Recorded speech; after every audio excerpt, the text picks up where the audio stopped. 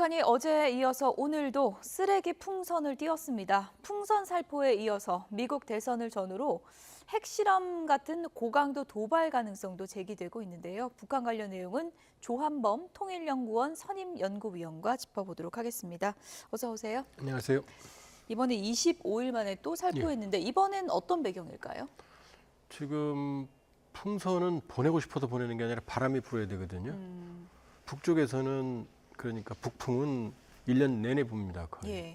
근데 이제 남쪽에서 북쪽으로는 가을과 겨울에는 안 불어요. 그러니까 9월부터 한 3월까지는 보낼 수가 없어요. 거의 기적적으로 부는 경우를 빼고는. 그러니까 풍선은 북한이 훨씬 유리하죠. 그러니까 북한이 5월 28일 날 처음으로 오물 풍선을 보냈거든요. 왜냐하면 4월부터 대북 단체들이 풍선을 보내기 시작했거든요. 예. 그러니까 거기에 대한 맞대응으로 지금 보내왔는데 지금 어젯밤 새벽이 12차, 그다음에 오늘 오전이 13차거든요. 근데 8월 11일 날 이후로는 이게 처음이거든요, 북한이. 예. 그럼 요 사이에는 완전히 뭐 가능성을 배제할 수는 없지만 남풍이 안 불었어요. 북쪽으로 바람이 거의 안 불었어요. 예. 그러니까 우리 대북 단체들이 거의 풍선을 보낼 수가 없었고 예. 보냈다 하더라도 북한이 반발할 정도는 아니었거든요. 예. 그러면 이제 이 시점에서 보낸 이유는 크게 보면 우리가 북한의 도발에 대해서 시민전 방송을 지금 계속 하고 있거든요. 대북 방송이요? 그렇죠. 예. 대북 시민전 확성기 방송을. 그러니까 여기에 대한 반발 가능성이 있고 또 하나는 북한은 감추고 싶어 하는데 이게 우리 언론에 지금 계속 매일 대대적으로 보도되고 있거든요. 여기에 대한 불만. 또 하나는 이제 리일교 참사, 쿠바 주재 참사가 여기 와서 북한이 아파하는 내용들을 그런 폭로들을 계속 이어가고 있거든요. 그러니까 이런 세 가지가 복합적으로 작용을 해서 예. 여기에 대한 반발로 보냈을 가능성이 있다. 왜냐하면 최근에 눈에 띄는 대북 단체들의 그런 대규모의 비공개든 공개든 전단 살포는 제가 알기로는 없었거든요. 예. 뭐 이유야 들려면 여러 가지 뭐 분석해 볼 수 있을 텐데 일단 이 쓰레기 풍선 보내는 방식을 왜 계속 반복하고 있느냐 이것도 좀 궁금하거든요. 대량으로 지금 열 몇 번째 보내고 있잖아요. 이 방식이 좀 뭔가 먹혀든다 이렇게 보는 건가요? 일단은 우리가 보내는 대북 단체들의 예. 풍선을 오물이라고 규정을 했어요. 그러니까 우리는 뭐 사실 인도적 지원 물품이나 아니면 실상을 알리는 것들인데 본인들은 그걸 오물이라고 규정을 했거든요. 예. 심지어는 김일성, 김정일, 김정은 가계도까지 들어있는데 뭐 그것까지도 김여정이 나와서 오물이라고 예. 했거든요. 그러니까 남쪽에서 오물이 오니 우리도 오물로 보내주겠다라고 이제 오물을 보내기 시작을 한 거죠. 예. 근데 이게 실수였던 게 우리가 보내는 건 정전협정 위반이 아니에요. 민간이 보내고 인간에게 해를 끼치는 게 아니거든요. 예. 근데 북한 당국이 김여정 국방성이 직접 나와서 예. 해를 끼치겠다는 의도를 내보였고 그다음에 인민군이 직접 보내거든요. 그리고 심지어 인체에 해로운 1차, 2차는 거의 분뇨 같은 걸 보냈거든요. 예. 그러니까 유엔군 사령부에서 군사정전위에서 즉각 정전협정 위반이라고 규정을 내렸거든요. 그러니까 저쪽도 오물이 오니 자기들도 오물을 보낸다고 오물을 보냈는데 받는 대로 갚겠다. 그렇죠. 이런 근데 이제 그 거군요. 문제가 되니까 예.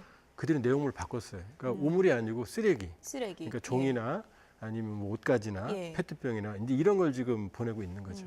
근데 지금 뭐 바람에 따른 횟수도 쌓이고 그리고 이제 보낸 풍선 수도 쌓이다 보니까 일각에서는 이거 데이터가 쌓이다 보면은 어떻게 하면 어느 지점까지 정확히 보낼 수 있다 이런 거를 데이터 축적해서 나중에 무기화할 수 있다 이런 우려가 커질 수밖에 없잖아요. 뭐 그럴 가능성을 배제할 수는 없죠. 예. 그러나 그런 데이터라면은 남쪽의 전문적인 대북 단체들이 데이터를 더 많이 가지고 있어요. 그렇군요. 그러니까 GPS를 장착해서 예. 위치 이동하는 것, 고도 조절하는 것 이런 것까지 치밀하게 활용을 하는 단체들이 있거든요. 소위 그걸 이제 스마트 풍선이라고 그러거든요. 예. 고도도 조절하고 그 다음에 한 군데 터지는 게 아니라 일정 기간씩 뿌리면서 가는 거거든요. 그러니까 그런 데이터는 사실은 우리 쪽 민간 단체가 더 많이 가지고 있어요. 그러니까 물론 의미가 없는 건 아니지만 예. 그렇게 해서 쌓이는 데이터보다는 이쪽 보복 심리, 그러니까 우리 쪽에 대한 대응, 그 다음에 우리도 한번 당해봐라라는 저쪽의 대응 논리다 이렇게 봐야 돼요.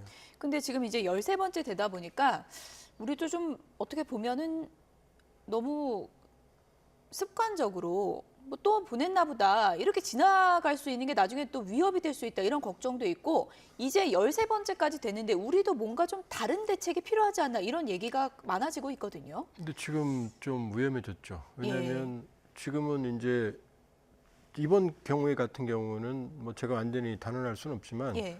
당국 대 당국이거든요. 이게 예. 민간 단체가 보내면 북한이 반응을 하고 우리 당국이 대응하는 이런 형태였는데 예. 이번에는 북한이 우리 민간 단체가 움직이지 않았거든요. 제가 예. 보기에는. 그럼 이제 북한이 우리 측에 대한 직접적인 대응이고, 그럼 우리도 여기도 대응을 하게 돼 있거든요.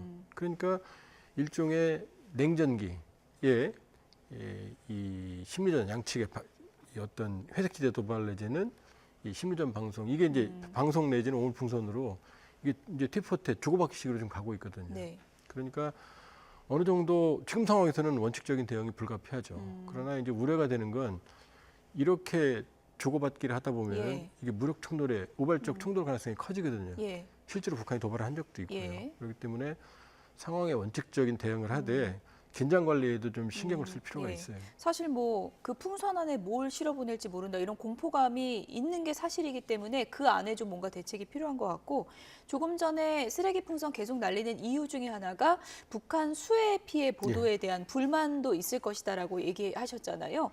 지금 보도 나오는 거 보니까 수해 피해 관련해서 간부들 수십 명이 처형됐다 이런 정황이 있다는 보도가 나오더라고요. 일단 이제 가능성을 완전히 배제할 수는 없는 게 김정은 체제의 특징을 보면 예. 김정일 시기에는 예. 이 채찍과 당근을 골고루 사용했어요. 예. 소위 이제 선물 정치, 그 다음에 이제 처벌, 이걸 번갈아 사용을 했는데 김정은 정권기에는 오직 채찍에만 의존을 합니다. 그러니까 간부들, 그러니까 북한 인민군 장성들 중에 계급이 강등되지 않은 사람을 찾아보기 어려울 정도로 강등과 복권을 반복하거든요. 그러니까 정치국 상무위원까지 올라갔던 리병철, 지금 현직 박정천도 다 처벌을 받은 적이 있거든요. 예. 그러니까 김정은 정권의 특징은 성과가 나는 국방력 부분은 자기가 했다라고 예. 모든 데 현재 나가고, 경제는 힘도 없는 내각, 김덕헌 총리에게 내각의 사령탑을 힘을 실어준 다음에 사고가 터지면 모두 거기 뒤집어 쓰이거든요. 네. 지난해는 안석관석지 침수 사건 때는 김덕헌 총리도 거의 유혈 숙청에 가까운 언급을 한 적이 있거든요. 예. 그러니까 사고가 발생을 하면 이번에도 신의주 우주 가서 바로 직접 처벌 대상까지 직접 지시를 했거든요. 근데 자강도 지역은 지금 신의주 우주에 비해서 피해 규모가 천문학적으로 큰 것 같아요. 이번에 자강도가 제일 큰 피해를 그렇죠. 입었다 이렇게 왜냐하면 알려지더라고요. 그쪽은 산악 지역이기 예. 때문에 산사태나 메모리 가능성이 높고 실제로 그런 게 이제 확인이 됐고, 예.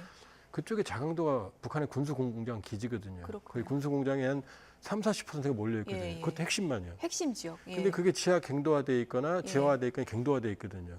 이게 소몰이 된 상태가, 그러니까 감당하기 어려운 피해가, 왜냐하면 김정은 위원장이 예. 자강도 양도는 안 가잖아요. 그리고 자강도 양도 피해는 보이지도 않아요. 그렇기 예. 때문에 상당한 수의 어떤 책임자들이 처벌을 받을 가능성이 있죠. 네. 근데 자강도의 노동당 책임 비서였던 강봉훈이요. 이 강봉훈이란 인물도 지금 처형된 것으로 알려지고 있는데, 뭐 우리나라로 치면은 도지사급이라 그러던데요. 도지사 중에서도 그러니까 높은 도지사. 주요 지역의 지역 도지사라고. 도지사. 왜냐하면 예. 자강도는 변방이지만 말씀드렸다시피 군수 공장이 있기 때문에 북한에서 지방 중에서 가장 중요시하는 지역 중에 하나거든요. 그러면 여기에는 보통 정치국 후보위원이거나 아니면 당 중앙위원회 위원 정도. 그러니까 지금 새로 임명된 리희용이 예. 정치국 후보위원 출신이거든요. 예. 그럼 30위예요. 30위권이에요. 그러니까 강봉훈도 어. 그 정도 급의 주요 인사인데 예. 여기에 대한 전반적인 피해를 책임을 지고 예. 뒤집어쓸 가능성이 있다. 예. 그러나 아직은 확인이 안 됐기 때문에 다시 등장할 가능성도 배제는 못해요. 예. 실무자들은 처벌을 예. 받을지 모르겠지만 예. 강봉훈은 좀 두고 봐야 될 것 같습니다. 어쨌든 지금 수해 피해가 알려진 것보다 상당하고 지금 민심이 흉흉하다. 그래서 대대적인 처형이 이루어졌다. 20~30명 정도로 지금 보도가 되고 있는데, 만약에 이루어졌다면 상당히 이례적인 거잖아요. 끝으로 만약에 이 처형이 이루어졌다면 뭐 김정은 위원장이 지금 이 노리고 있는 효과라고 할까요? 아니면 어떤 부분을 위해서 이런 처형을 감행했다고 보십니까? 지금 역대급 수해이기 때문에 예. 모든 비난이 지금 당 중앙과 김정은으로 가요. 그리고 수해가 발생한 27일 날 김정은은 평양에서 전술적 행사를 했거든요. 예. 웃고 떠들면서. 근데 민심이 아주 이반돼 있거든요. 그러니까 누군가는 희생양을 찾아야 되는 거죠. 예. 일단 뭐 공포 정치로 민심을 좀 다잡아 보겠다 이런 의도로 좀 분석이 되는데, 어쨌든 뭐 처형 여부를 추후에 좀 사실 확인은 좀 해봐야 될 것 같습니다. 지금까지 조한범 통일연구원 선임 연구위원이었습니다. 고맙습니다.